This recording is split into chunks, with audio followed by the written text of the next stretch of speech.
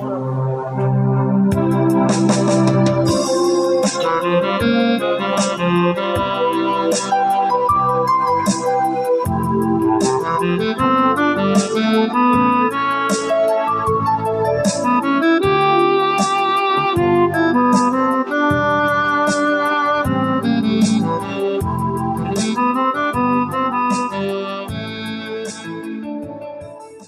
are welcome once again to the Bereans TV channel.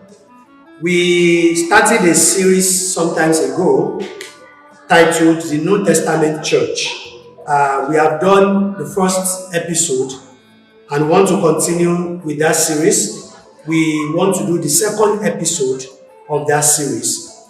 In the first episode, we were looking at why is the emphasis on the New Testament. We said the New Testament Church. Because some people, they don't really understand when we say New Testament Church, New Testament Church. People always want to just say church. Why adding the New Testament to it again? And we try to explain in the first episode why the New Testament is important, because the church, the word church was mentioned based on, or the church was founded, established on the New Testament, not on the Old Testament, Old Covenant.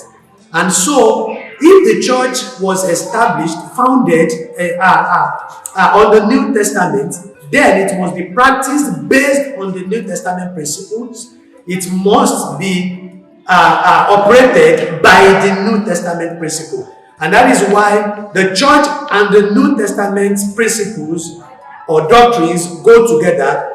The church and the Old Testament, they don't go together. And so we have now explained, we have differentiated between the Old and the New Testament, and we were able to see where the Old Testament started and where it ended, and where the New Testament started and when it is going to end. And we were able to see that the church is based on the New Testament church, was founded on the New Testament church, and must be operated on the New Testament principles and doctrines. And so today, we want to continue from that, we want to continue from where we stopped. We want to be looking at what the church is not.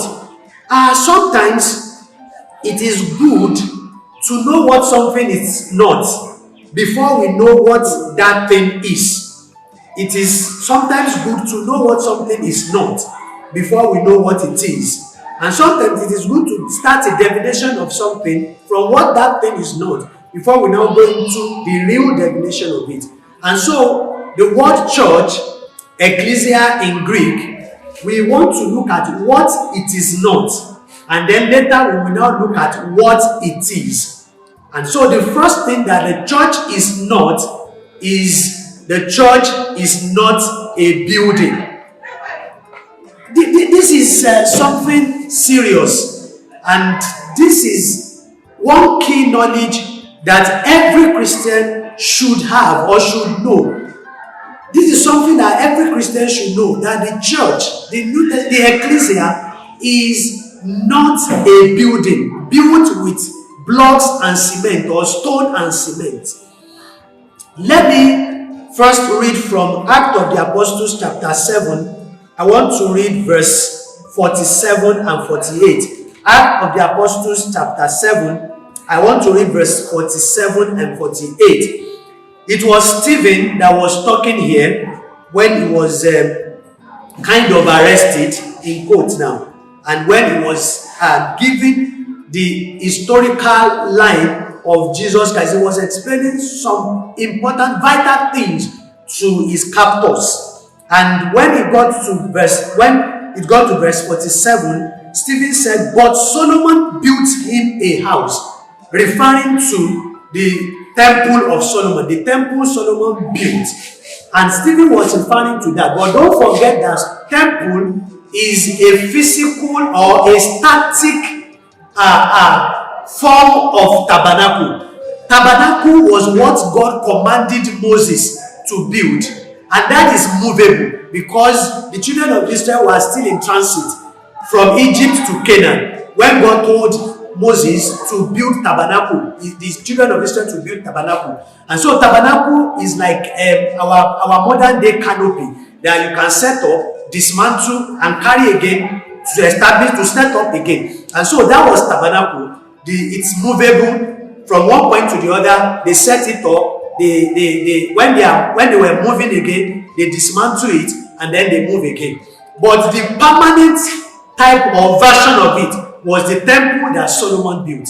And so both the tabernacle and temple, they serve the same purpose. And that was under the old covenant. If you remember, the old covenant is the covenant God gave the children of Israel. The covenant God made with the children of Israel. And he gave them the law. And he gave them some things that they should do and should not do. And so Stephen said, but Solomon built him a house, that is the temple. Then in verse 48, it now says, however, you know the meaning of however, but the Most High does not dwell in temples made with human hands. With human hands, as the prophet says, heaven is my throne, and earth is my footstool. What house will you build for me, saith the Lord? Or what is the place of my rest? Now, Stephen said this, that however, the Most High does not dwell in a building or in a house built with human hands. And this must register so well with us. And then in Hebrews chapter 8, let me read Hebrews chapter 8 and 9. Hebrews chapter 8 verse 1 and 2 says something that the old temple or the tabernacle that God commanded Moses to build, the Israelites to build, was just a symbol of the heavenly tabernacle, of the spiritual tabernacle. And that is what Hebrew is saying. In Hebrews chapter 8 verse 1 and 2, it says, moreover, brethren, we make known to you the grace of God bestowed on the churches of Macedonia. Sorry, I'm reading 2 Corinthians. Hebrews chapter 8 verse 1 and 2. Hebrews chapter 8 verse 1 and 2. It says, now this is the main point of the things we are saying. We have such a high priest who is seated at the right hand of the throne of the majesty in the heavens. Verse 2. A minister of the sanctuary and the true tabernacle which the Lord erected and not man. True tabernacle which the Lord erected and not man. Now, for you to understand this clearly, let's go to Hebrews chapter 11, chapter 9, verse 11. Hebrews 9:11 now says, but Christ came as high priest of the good things to come, with the greater and more perfect tabernacle, not made with hands, that is, not of this creation.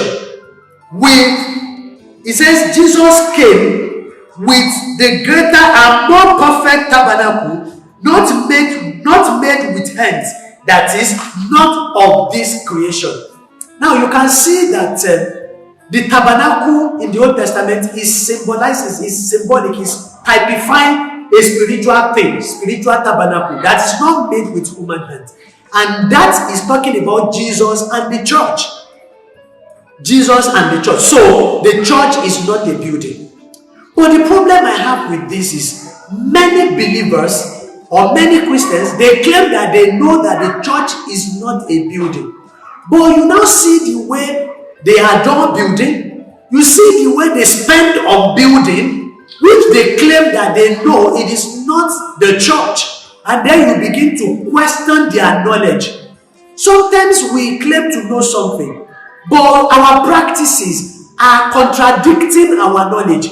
What we claim we know, our practices are contradicting it. When you see someone who said he knows that the church is not a building, and you now see that same person, maybe a preacher of the gospel, spending millions and billions of naira on the building that he said is not the church, and you now see someone in that same church who cannot afford to pay the school fees of his children, but he will prefer to spend millions on the building and not ready to help a brother or a sister in need.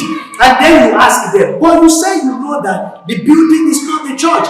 that the people at the church. Now, this is the church that is having problem, that is having a challenge, financial challenge that you ought to attend to, but you prefer to spend that money on the building and not on a brethren that is having a challenge. Then you discover that that knowledge is faulty. It's not true knowledge. We don't really know that the building is not the church. The building is just a place where brethren gather to fellowship. And that could be anywhere. You could be in a living room, you could be under a shed, you could be a classroom in a school, you could be anywhere. And it could be a building that brethren contribute money to build because that's what is convenient for them, or that's what will help them, or that is where it could be like, but it is not that building that is the church. We should have that. That knowledge should really sink into us. And then that will, if we have that knowledge, then we will see our attitude towards building and our attitude towards the reality. And that is the brethren, the people that we know that it is the church. Number 2, the church is not an extension of Judaism. You see, when you enter many denominations today, there is nothing, you will not see anything different from Judaism. Starting from the building, and then inside the building, you see the altar. They built a special place, and they are copying that, a form of pattern of the Old Testament. The holy place, the holy of holy, and then the congregational place, the congregation place. And so they still build the building after that pattern. So, but they can't, there is no way they can fashion out holy of holy. But they still fashion out the holy place, the altar. So you see the altar, and then you see the place for the congregation. So there is a place inside the building that is exalted. They make the place to be a bit exalted, and then the congregational place will go down, and then that place is raised. And then they demarcate that place, and they say it is holy, it is the altar. And then you begin to ask again, but you said the building, the church is not building. Then why are you now again talking about the altar and the congregation, the outer space, and you are still adorning this place, and you are still verifying this place that it is holy and it is altar. That is part of Judaism.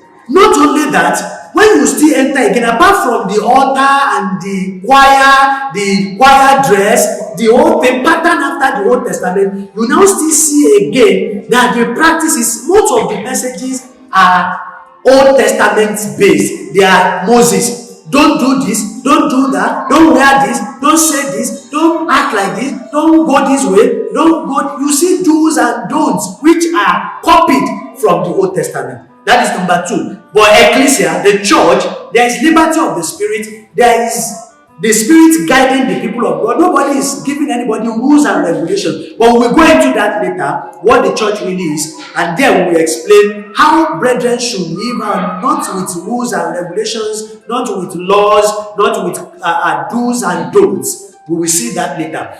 That is number 2. The church is not an extension of Judaism. It is not Judaism. It is not an extension of Judaism. Another thing you see is preachers under the New Testament, they call themselves Levites. They say they are spiritual Levites. And that is an extension of Judaism. We are not Levites. We are Gentiles. We are not Levites. And even under the New Testament, the Old Testament is God. Anyone that is even an Israelite that comes to Christ is neither a Levite nor an Israelite. It's not a new person in Christ Jesus. Is an ecclesia, is a church, is one of the brethren, one of the members of the body of Christ. So there is no Levite, there is nothing like that in the New Testament, in the church. So that is not an extension of Judaism. Number 3, the church is not an organization, but an organism. But what do we see today? Go to most of our denominations. What you see is an organizational structure. You wouldn't see anything different. Organizational structure from the GO, General Overseer, is more or less equivalent to MD, CEO, Chief Executive Officer of an organization, because he operates as a CEO, like CEO. He operates like MD, CEO. What you see. And then you see all the hierarchical arrangement, hierarchical order. You see the GO, then the assistant or deputy GO, Then you see the deputy of that one. Then you see provincial this, regional pastor, national GO, national overseer, regional overseer, state overseer, district overseer, church this, and then you come down, then you now have the church, the pastor over a particular small church. So you see the cadre and then the hierarchy. And then like that. Then it's not different from a corporation, an organization. Not only that, you see all kinds of practices that we only found in an organization. That is what you see in what we call the church. The church is not an organization, but an organism. You will see, we explain this better when we get to what the church is. The church is not an organization, but an organism. And brethren, what we see today, we can easily conclude that most of what we call church today, or what we call church today, especially in Africa and Nigeria, they are not really churches. They are organizations. They are Judaism. They are just mere human practices. Number 4, the church is not an association. You know, all these associations that we have different kinds of associations, especially in Nigeria. Take for instance, in Ibadan here, that is, I'm talking from Nigeria, in Ibadan here, we have Ibadan Society Indigene Association. You have Good Women Association. You have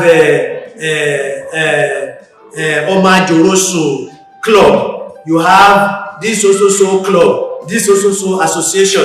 You have in our campuses, you have Osun Indigene Student Association. You have Ibadan Indigene Student Association amongst them. So you have different kinds of associations. And so the church is not an association, but we operate as an association. Most of the time, when you look at an association, you look at the president of the association, the vice president, and all the other executive officers, and then the members of the association, you see the way they operate. And when you come again into what we call the church, you see that the operation in the church is not really different from what the association is practicing. And so it's more or less like an association that we practice. And then even inside what we call the church, we still now have different associations. We even have tribal associations in the church. The Yoruba clique, the Hausa clique, the Igbo clique. Even in the denomination, you see how those clique kind of. And then you begin to wonder, is this an association or an ecclesia? And you will not even be able to see the difference between the association in the world and what we call ecclesia. So the church is not an association. And then we will see what the church is when we are going through what the church really is. And so in the next episode, we will be looking at what the church really is. I hope you will watch out and you will stay tuned. Thank you and God bless you.